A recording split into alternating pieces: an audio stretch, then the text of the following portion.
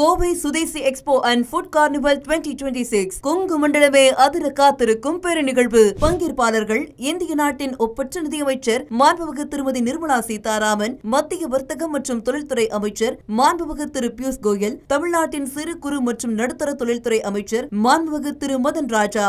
இது மட்டுமின்றி வர்த்தகம், கலாச்சாரம், உணவு ஆகியவற்றின் ஒட்டுமொத்த சங்கமம். நாள் ஆகஸ்ட் 8, 9, 10. இடம் கோவை ரத்தினம் கிராண்ட்ஸ் ஹால், பொள்ளாச்சி சாலை, கோயம்புத்தூர். அனைவரும் வாரீர். அனுமதி இலவசம்.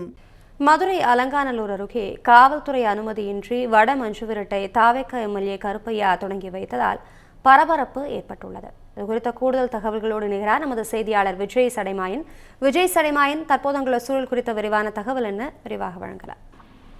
வணக்கம் அபிராமி. மதுரை மாவட்டம் அலங்காநல்லூர் அருகே காவல்துறையின் அனுமதி பெறாமல் நடத்தப்பட்ட வடமஞ்சு விரட்டு விழாவினை சோழவந்தான் தொகுதி தாவேக எம்எல்ஏ கருப்பையா தொடங்கி வைத்த சம்பவம் பெரும் பரபரப்பை ஏற்படுத்தியுள்ளது.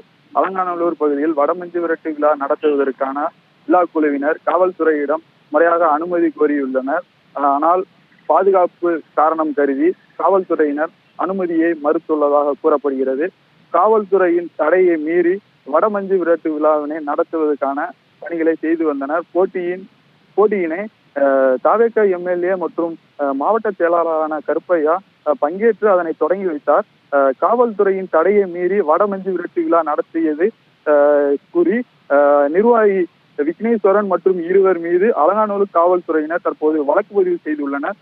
அனுமதி இன்றி நடத்தப்பட்ட இந்த வடமஞ்சு விரட்டு விழாவை தாவேக எம்எல்ஏ கருப்பையா தொடங்கி வைத்த சம்பவம் பெரும் பரபரப்பை ஏற்படுத்தியுள்ளது. இது போன்று எம்எல்ஏக்கள் அனுமதி இல்லாமல் நடைபெறக்கூடிய மஞ்சு விரட்டு விழாவினை தொடங்கி வைத்தது இப்பகுதியில் பேசும் பொருளாகியுள்ளது. அபிராமி,